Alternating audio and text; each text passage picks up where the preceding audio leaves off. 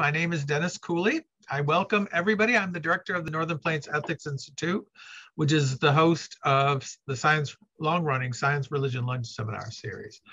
The series is devoted to either science, religion, or lunch, or a combination of those. We're also looking for people for next semester to give talks in any one of those areas. If you are interested, just send me an email about it and we can chat more. 2 weeks from today, we'll have Kent Rogers doing a talk that more information as it becomes available. But I want to now turn to our speaker today. Syed Ahmad is going to be talking about a few notes from Afghan history through its ages. And his bio is quite impressive. He is a semiconductor packaging engineer. He has worked for Intel, Micron, and NDSU for a decade or more. For each, he holds 54 patents. And he has written and spoken about religious topics often. And in fact, he is a regular contributor to the forum's opinion pages and very thoughtful pieces of work. So what I want to do is give him as much time as we can. As always, he decides how to take questions when they arise or so on. And then at the end, for his presentation, we have a conversation. So Syed, take it away. Good afternoon. I appreciate this forum because it gives chance for the people to hear different aspects of various issues. I have attended it for many years and I have learned a lot from attending.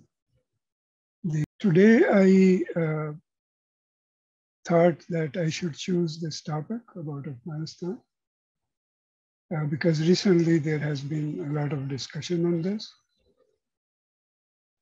And there was a very abrupt reaction as well as the abrupt exit about what happened.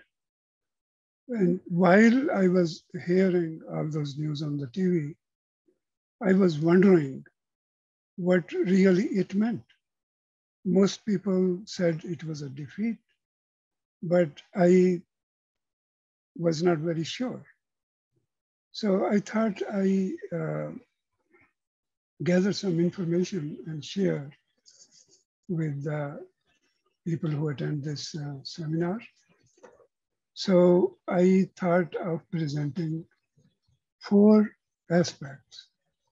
So the aspects I chose, they were based on the thought that history leaves lasting imprint on man and the land. If we look at the history of US, we find that. We see that the World War II, the Civil War, Vietnam War, all these wars we participated in, whether they were at home or whether they were away, they left an imprint on the people of this country. And eventually, it also affected how the population shifted from one area to the other and how the industry was affected, how the people were affected. So we see that the present is shaped by the past, not only in our country, but all over the world. So the study of history provides focal points to ponder for future opportunities. That if we study the history, we can have ideas growing in our mind to look at the opportunities that history provides us. Those opportunities to make this world better, to make our own selves better, to make the future better for us and our next generations. So the 4 items I chose, one of them, the first one I will present is that there is an idea that the lost sheep of Israel, many of them, they settled in Afghanistan. Then the second item I would present is that a person, he traveled to, so many people over the years have traveled to Afghanistan. So this one particular person, he writes a story which I thought I should share with this forum. And the third is a story of a noble who was stoned to death in Kabul over 100 years ago. So a person who lived in Kabul and a European person, he wrote that story in his book, so I thought I shared that. And the last one, the Afghan issue is a very important issue, just as many other countries in the world. And what is the future of that issue? So these four things I'll try to present in the next 30, 40 minutes. So coming to the first, the Jewish tribes settling in Afghanistan. So it has an effect because Jewish people, they have their own culture and they have their own religious thought. So if they settled in Afghanistan, they definitely imprinted, they left an imprint on the minds and land of Afghanistan, which would affect the current people and the next generation. So a person, George Forster, he wrote in 1808, on first seeing these people in their own country, I imagined from their garb the cast of countenance, which is long and of a grave aspect, and the form of their beards, that I had come among a nation of Jews. So before him, this idea had been presented. The same idea impressed also Mr. Bernier, who, carrying it further, has attempted by the aid of some proofs, more specious than substantial, to deduce their origin from the Jewish tribes that were carried into captivity. But we see later that it was not only Bernier, but there were other people too who deduced the same result. So another person, I'm not sure if I would pronounce the name correctly, Vinier, I guess. So he wrote in 1840, Mullah Khudazad. So Mullah is same as M-U-L-L-A-H, we read, a clergy, a Muslim clergy. A person learned in the history of his countrymen, read to me from this is the name of the book, Majma'ul Ansab, collection of genealogies, the following short account of their origin. They say that the eldest of Jacob's sons was Judah, whose eldest son was Osruk, who was the father of Oknor, the father of Moalib, the father of Harai, the father of Kis, the father of Taluth, the father of Ermiah, the father of Afghana, whence the name of Afghans. So the name of the Afghans came from the person Afghana.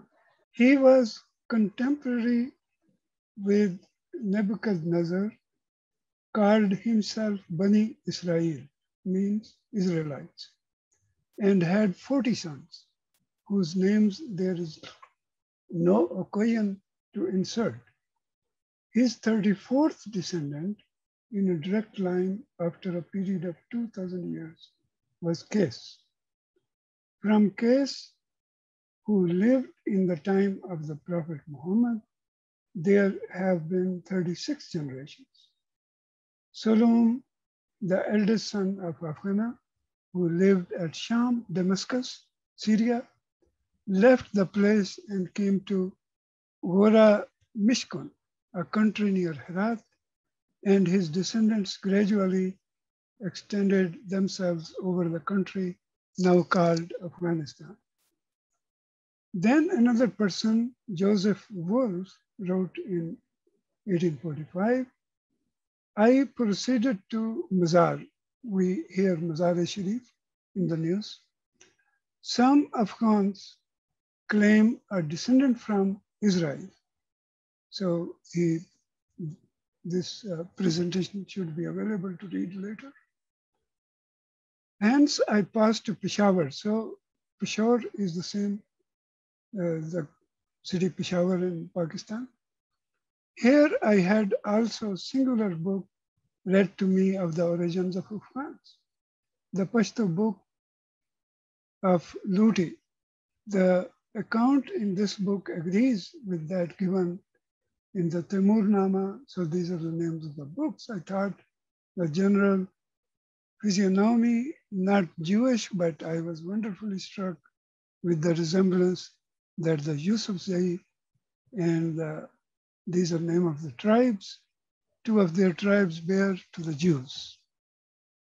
So then another person. So these are more quotes from the same person. So viewing the hosts of camels coming with the merchandise from Kashmir and Orenburg, the passage of Isaiah 66 come forcibly to mind, where the prophet says, the multitude of camels shall come cover thee.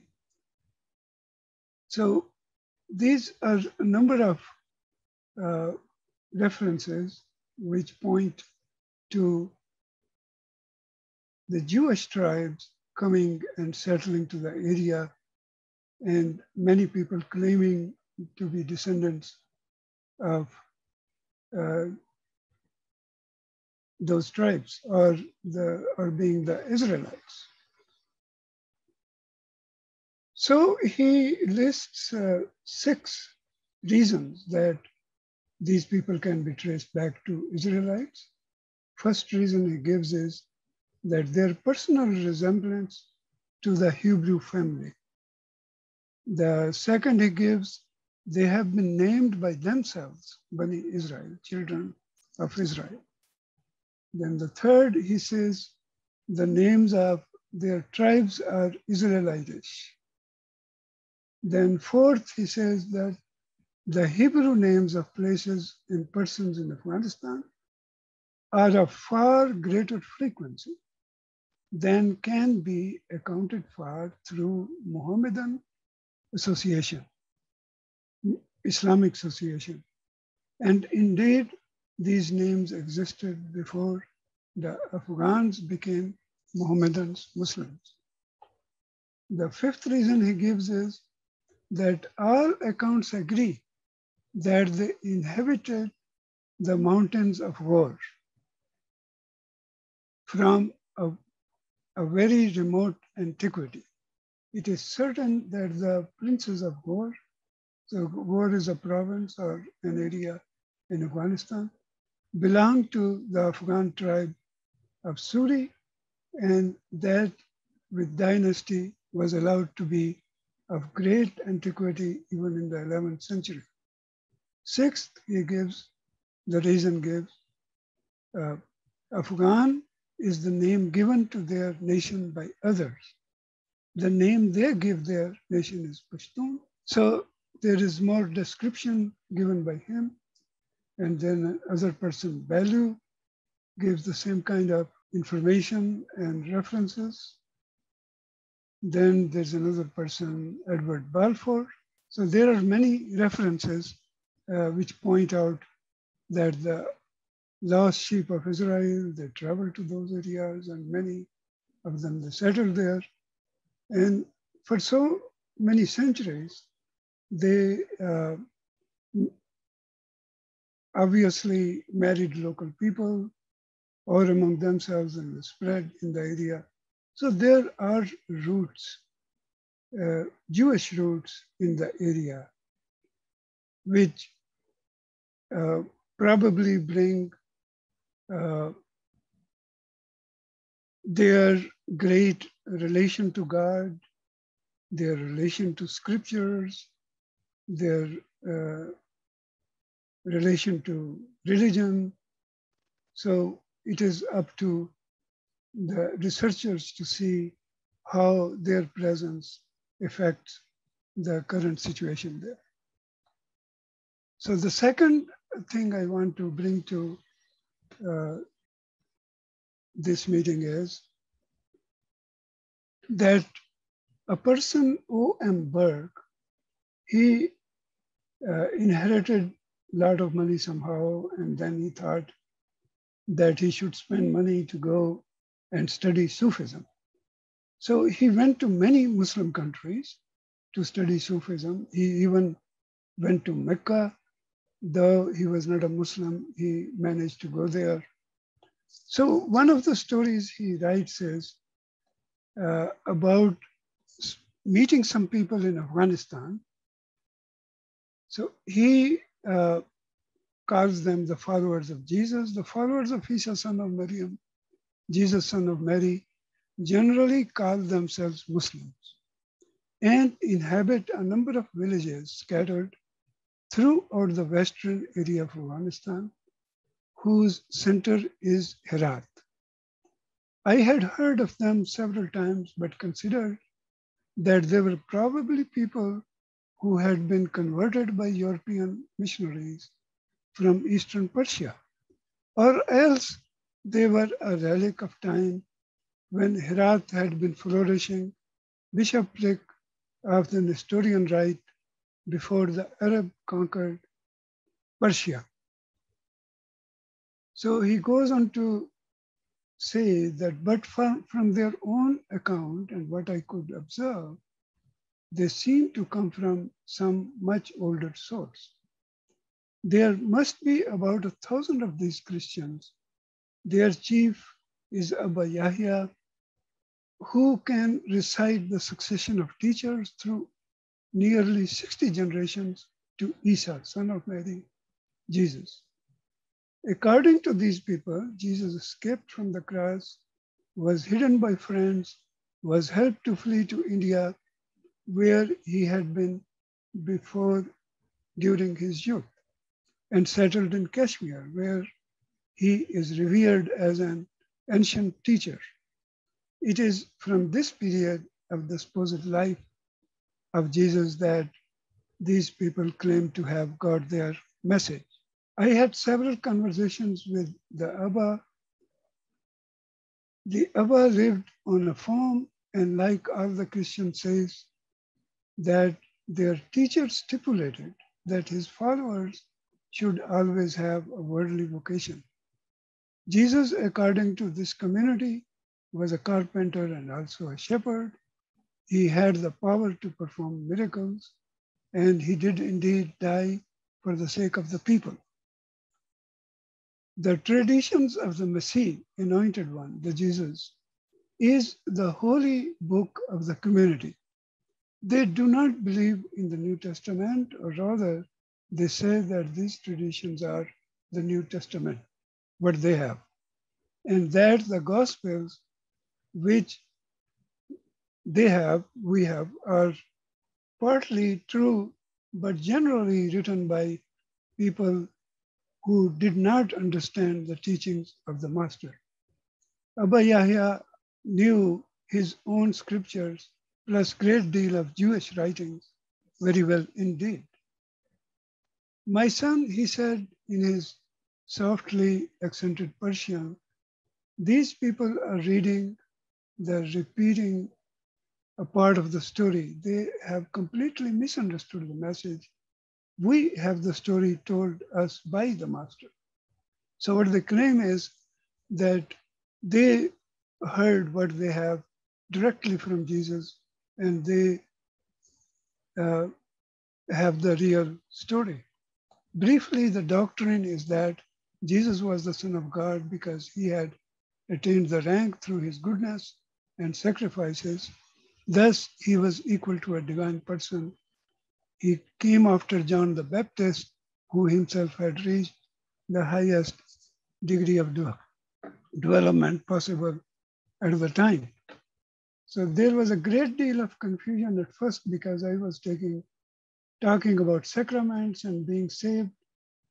So the traveler, Burke, he had his own idea of Christianity, and they had their own idea of Christianity. So there was differences between the two, and they were trying to reconcile them. So he gives his opinion that whilst it is possible to consider these people as mere heretics, or else as followers of someone else who impersonated Jesus, yet I was singularly impressed by their piety, their feeling of certainty, their simplicity, and lack of unpleasant forms of fervor, which one often finds in minority cults. They were convinced too that the day would come when the world would discover the truth about Jesus. So this story tells that the Christianity in another form than the European Christianity had effect in Afghanistan. And there are people, so this book is recent, 1973. So there are people who hold beliefs related to Christianity or Jesus himself that are different than what the West has. So what we see so far is that there is an imprint of Judaism, and secondly, there's an imprint of Christianity. So these people of Afghanistan, they have been affected by teachings from outside, the Jewish teachings, the Christian teachings. And then later they became Muslims. So the Islam they have, it has a certain face to it. So that is shown by one of the stories which I present now. So there is this person, Frank Martin. So he was an engineer and he was living in Afghanistan, in Kabul proper. And he had some manufacturing going on, and he was doing some research. So he writes a story of a person who was stoned to death. So I'll try to go through it. So the members of the royal family are particularly afraid of cholera. That and earthquakes being their chief dread. And during other outbreaks, the late Amir and his family, with all their officials and attendants, posted off helter-skelter from the city to Pegman the moment the cholera made its appearance. When the cholera epidemic of 1900 occurred, the late Amir and all his people went off at once, and the carts carrying luggage, tents, etc. So they went to Pegman. So when they left, the English, Mrs. Daly and myself, so there were only 2 English people there, were left behind to get on as best we could. And she spent the next 4 months in the treatment of cholera cases, whereby she saved many, so she's talking about Mrs. Daly, whereby she saved many lives, while I occupied myself with a series of experiments in smokeless powder making, in which I was fortunately successful, chiefly because I was left all this time untroubled and alone. When the 1903 outbreak occurred, the present Amir, following his father's example, sent off furniture, carpets, etc. to Pegman at once, intending to follow them himself the next day. But in the meantime, the governor of the city, hearing of his intention, went to him and frankly told him that if he left the city, the prevailing dissatisfaction was so great that the soldiers and people would rise and he would never be able to return to it. So the Amir, who accepted the governor's view of the situation, had to remain in his palace. So he did not go to Pegman. So Sardar Nasrullah, who was of course obliged to remain in his city palace since the Amir did not go. So Amir is the ruler of Afghanistan, did not go away into the country. So spent most of his time on the prayer carpet. So I was told by those who were with him, and when his favorite wife got cholera and died, he was described as being almost mad with grief as her loss and fear of the disease attacking him next. The prince's fear, as also that of the Amir, had a reason, however, which intensified their usual dread of the disease, and it came about in this way. One of the chief and most influential of the mullahs, the clergy, Muslim clergy, in the country started on pilgrimage to Mecca. In the beginning of that year, and while going down through India on his way to the seaport, where he intended embarking for Medina, he heard of a holy man who preached the second coming of Christ. The mullah went to see this man, of whom many wonderful things were told by the natives about, and the words of self-styled prophet were so convincing that the mullah was converted and came to believe in the man being what he said he was. The Mohammedans believe that the religion preached by various prophets or the true religions for the same thing for the time being, and that God inspires a new religion as it becomes necessary to the advanced needs of mankind. And that therefore the Jewish religion was the true religion until Christ came, and the religion Christ preached was the true religion until Muhammad came. This new man, therefore, of his preaching was listened to, would upset Mohammedanism.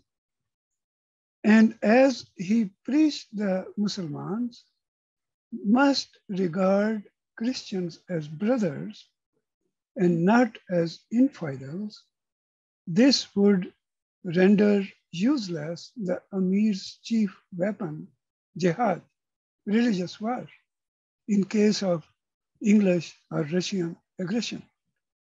So we see from this story that what he's trying to say is that even 100 years, more than 100 years ago, in 1900s, the ruler of Afghanistan was afraid to leave the idea of jihad.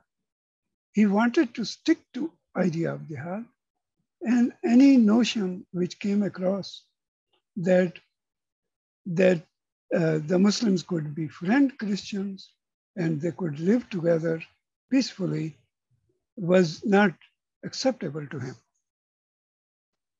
So the Amir, when he heard of all this, sent word to the mullah to return, and mullah did so, preaching the new religion as he came.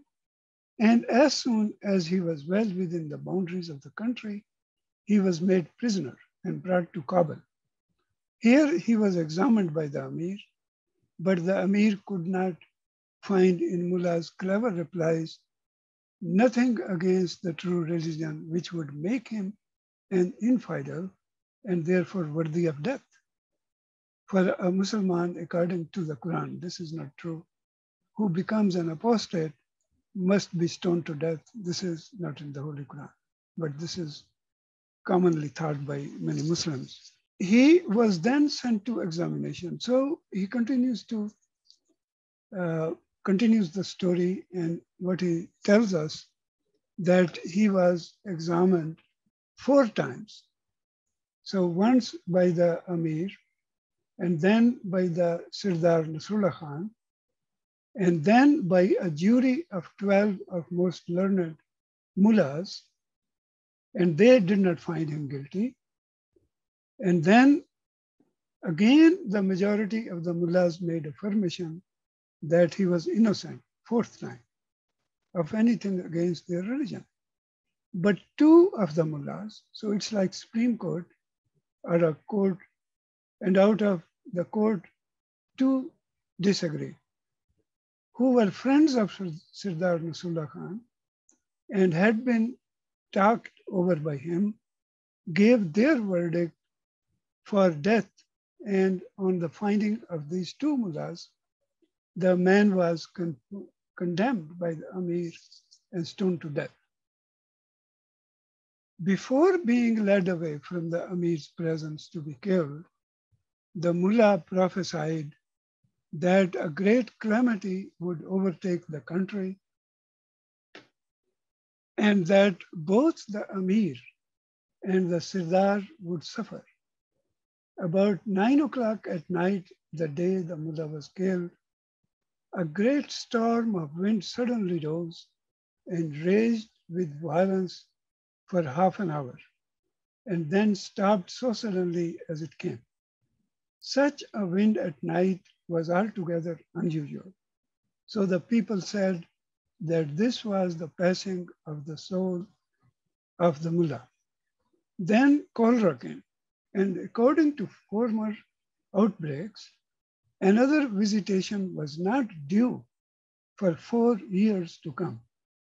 And this was also regarded as part of the fulfillment of Mullah's prophecy, and hence the great fear of the Amir and the prince, who thought they saw in all this their own death. And it accounts also for the prince losing control of himself when his favorite wife died. So the Amir was killed a little while later. So we have 3 stories which I related. And the 4th, I want to relate what is the solution. So in 2012, I made a presentation in the same seminar. In that presentation, I presented this slide. So I present it again. So this was about 9/11 in 2012. And in this slide, I said that we should remember 9/11 and think about it, why it happened, and how we can, in future, alleviate such incidents. So the second thing I said was that security at home and at borders is important to alleviate such incident happening again. And the third thing I presented at that time was that how to prevent such incident is that consider leaving Afghanistan and Iraq. And at that time, Arab Spring was happening. So is democracy the solution? This is something to think about. And what is the big picture strategy to stop terrorism? That's what we should look at, rather than individual countries or individual incident. We should have a global thought process. So the next thing I said at that time was the education about Islam and understanding Muslims for integration. So this is an important step which we can take. We should teach Islam, or the people of this country should study Islam And that's why I started writing in forum and wrote almost 100 articles. So there is better understanding of Islam. So where are the courses on Islam in colleges? So this was presented 2012. So it's 9 years by now. And still, it doesn't seem like that there is much attention to a lasting solution. As more and more Muslims are coming to this country, like from Afghan war, now tens of thousands of families are migrating from there, and we are going to be settling them in the US. So it is important that the people of United States, they understand what Islam is, what different factions of Islam think Islam is, what are the differences between them, and what really does the Quran says. Because many times, some of these sects, the ideas they have, it's not based on the Quran, but on other traditions, which sometimes contradict what the Quran says. And the role of media, the media needs to cover Muslim countries and Muslim traditions and Islam more, because our interaction with Muslim has been there for a very long time. So we need to understand the Muslims so that we can deal them with better, and we have a world where there is harmony and not fear of each other, but rather cooperation, which results in progress at home and abroad. So we need to develop interfaith relations and development of trust. There is no dialogue at the highest level. The different religious organizations, their leaders, their global leaders, they are not talking with each other. This is what I said 12 years ago and in 2012, and this is the same thing today. Sparse community activity at community level. So at the local level too, the activity is not picked up. The solutions which the Quran presents are that we should secure our borders. So this is a verse from the Holy Quran. And then it says that we should elect and appoint people fit to govern. And we should deal with people with justice.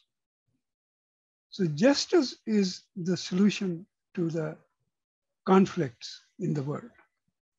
When we don't deal with people with justice and there is favoritism, then the problems arise. And we should make proper investigation before taking action. Like even when we were leaving Afghanistan, in the last days, there was a strike and a innocent family was killed.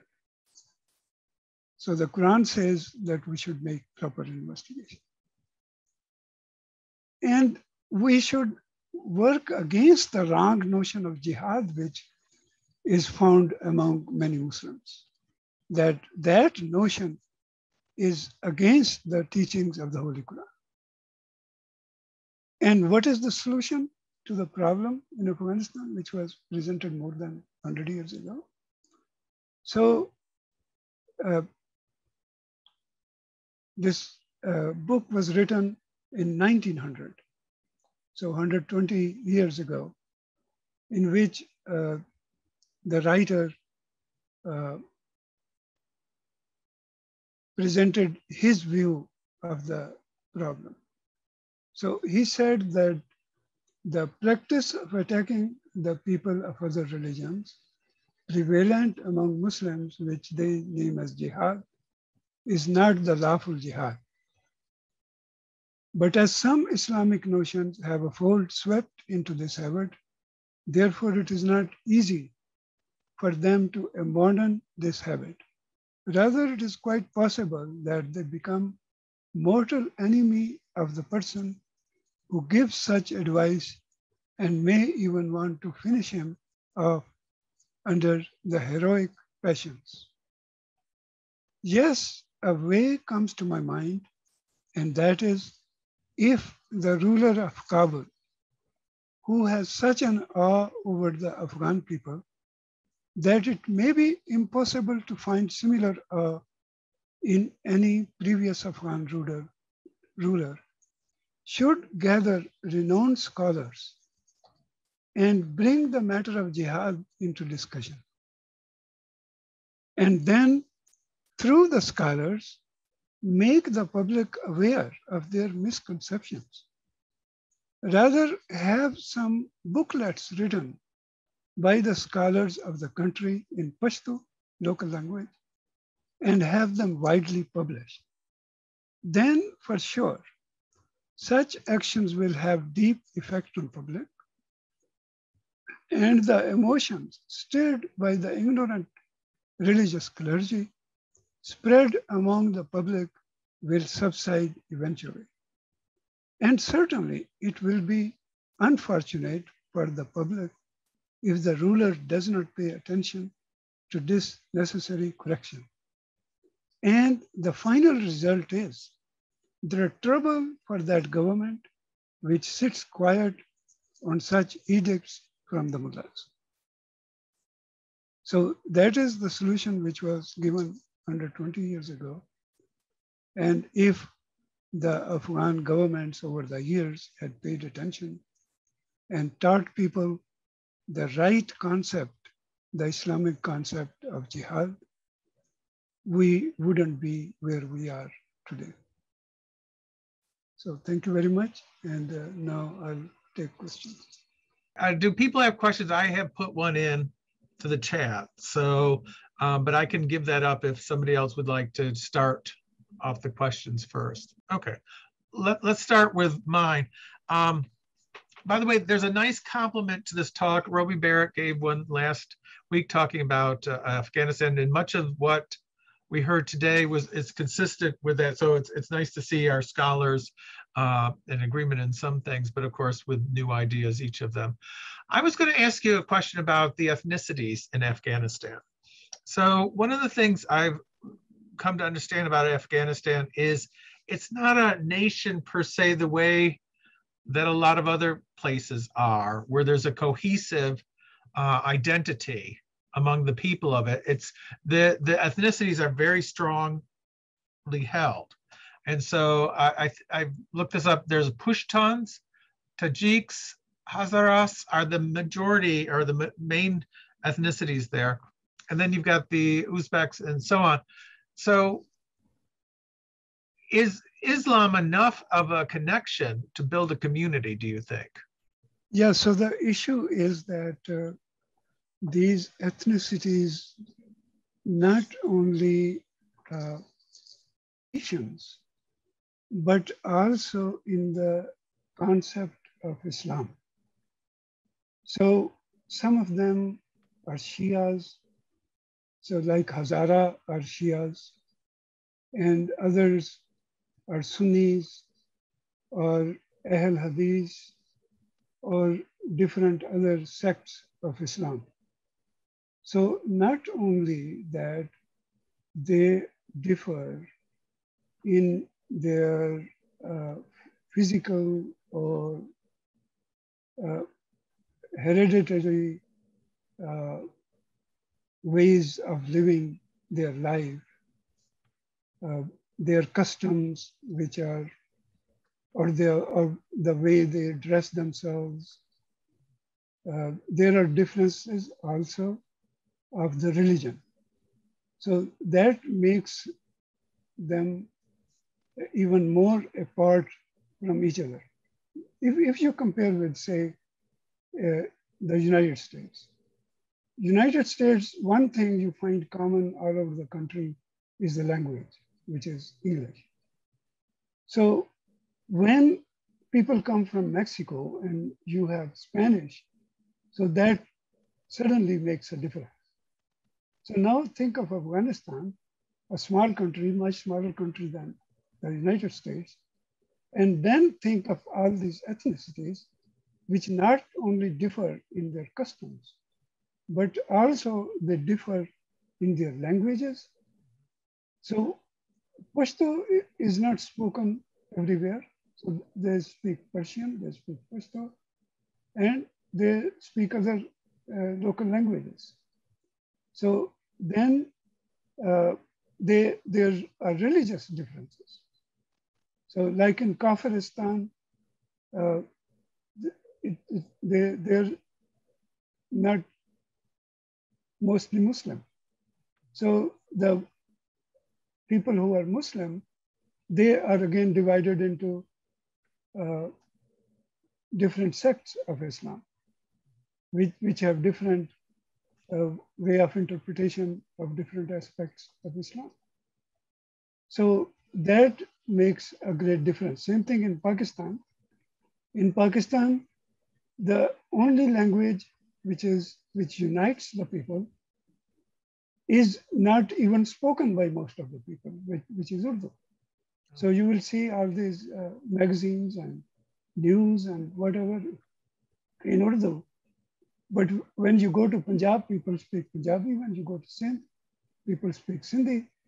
When you go to the Balochistan, people speak Balochi. When you go to Northwest, people speak Pashto. So there is a uniting language, and then there is a uniting religion, but there are Shias, there are Sunnis, there are Ahl Hadith, so there are many sects.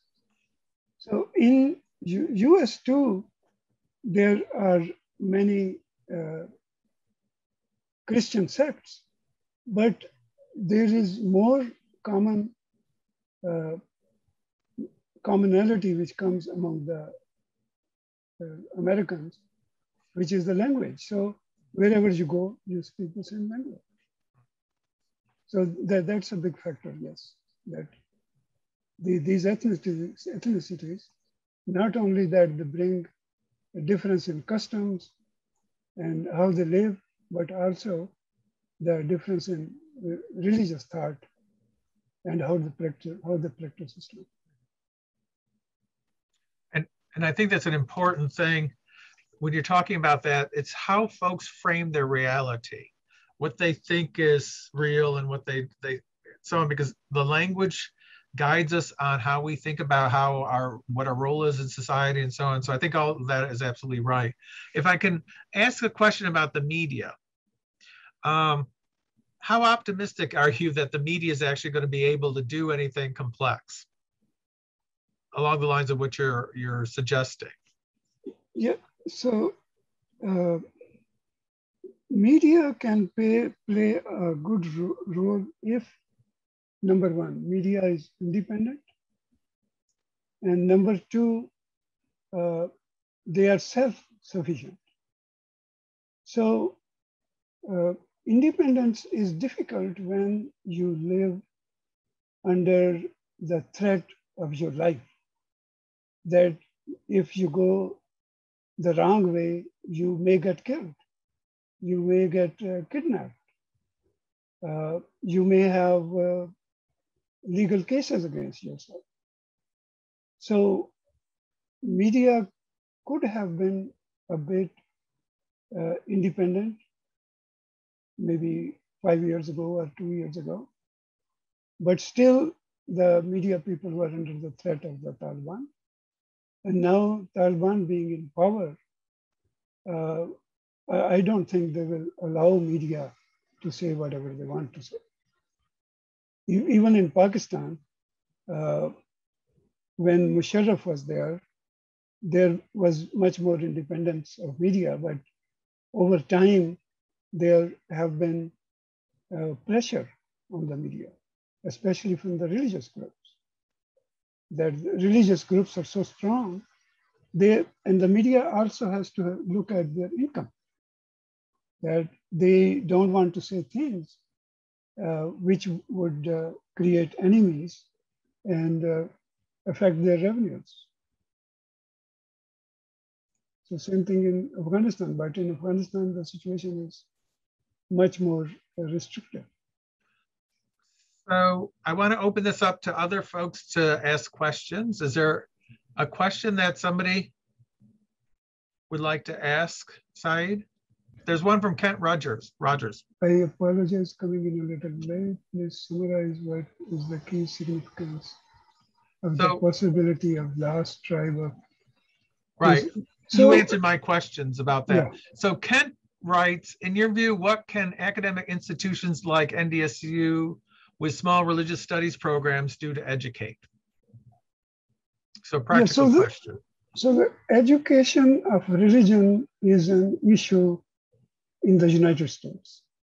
And in my personal opinion, it is affecting the moral values of the people in the United States. That when the education, the students who go to school, they have two sources of learning their religion. One is their church and the other is the school. So if people go away from their home to go to school, then they become restricted from going to the church. And they depend mostly on what is taught in the school. And usually the activity in the school is so much that they are busy doing their homework and all that. And they may not get time to go to church. Though wherever I go in the United States, I see that there are churches right next to the universities. And so the church does want to provide students a way to be able to come to services easily. But yet, when we look at the schools lack such education which would develop the students morally. Because morals, if we want to teach them independent of religion, it's not that easy. Because if there is no consequence, then how can a moral matter? So the consequence only comes when you believe in a God and you believe that there can be consequence outside of police or outside of people watching you. So that thing can come only if the religion is taught with God, not without God. So there have been presentations even in this seminar, how to teach religion in school. Somebody, I forgot his name, from Moorhead School came and gave presentation, and his presentation was very good. So these are the things to think about. But teaching Islam is even further away than Christianity. So if there's difficulty teaching Christianity in schools, then it becomes even more difficult to teach Islam, especially in many states where there are sentiments against Muslims, strong sentiments. And people don't want teachers to be mentioning Islam to their students when they go to school. So this is something which is national level, need to be thought about. But when we look at, say, recent happenings, especially about the mask and anti-maskers and maskers, it is a matter of great consideration for this country to look into the matter how we can handle matters rational. So how can we bring people together? If people are so far apart on small things like that, then keep the country together and not allow it to go into another civil war, how it is possible. So these are difficult questions which need proper consideration and thought process on the part of the people who lead this country, how to address them, how to handle them. Ken has a follow-up question, and I'll read it here. Do you mean to suggest that without religious education, as opposed to religious studies, there can be no morality? Well, that's another interesting question, and I don't want to delve into length at this point, but this question exists and people have written books on it. And this needs to be brought to the attention of even the students, that the students know the two sides, because in the liberals, they are very apt at attacking the religious people, and the religious people also very apt at attacking the liberal people. So again, it is maskers and anti-maskers, how to bring the two things together. Because if we continue to increase our divides, then who suffers? Eventually, it is our own people who suffer. So on all these issues, we need to find ways where people can live together, where people can eat together, even a member of a family.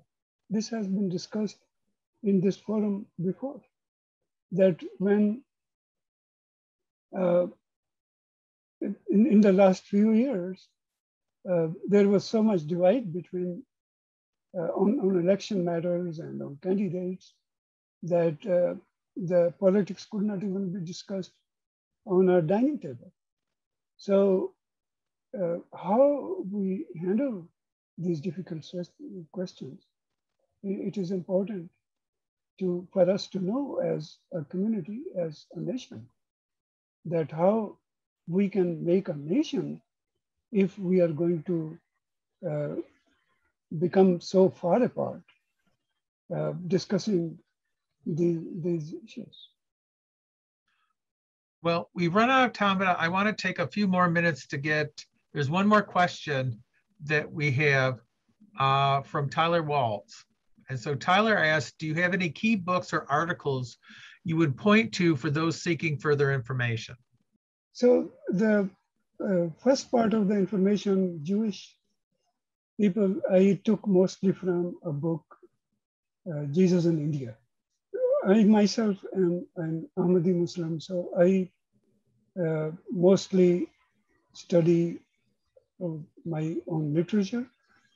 But when I come to the seminar here, I try to bring things which are of global interest and which really affect different aspects of our lives. But I do find a lot of information in our literature, in our community's literature, which is Ahmadiyya community, because we believe in harmony with other religions. We believe in living together, and we don't believe in increasing fissures. So I think that the literature which is produced by our people has a great value for general public. If you would be kind enough, if there are certain pieces that you can suggest, we can put it in with the recording of this public forum. So we can add that as suggested readings to augment what you've got here. Yeah, so there is a book which was written by the founder of the Ahmadiyya community, Philosophy of the Teachings of Islam. There was a person in India who organized a conference of religions, and he posed 5 questions. And those 5 questions were global questions concerning any religion. So different religions, they presented their answers to that 5 questions. And this book also answers those 5 questions. And the answers represent Islamic teachings. So this has been a very popular book. Even Tolstoy, he wrote a note on it. And many people have found it very useful. Philosophy of the Teachings of Islam. And about Jesus, Jesus in India, that's a book to read. A lot of research in it. And new things to discover. So these 2 books come to mind. I want to say thank you. I know we've gone over time, but the topic was so interesting that that's not a bad thing. So thank you again, Syed, for a wonderful talk.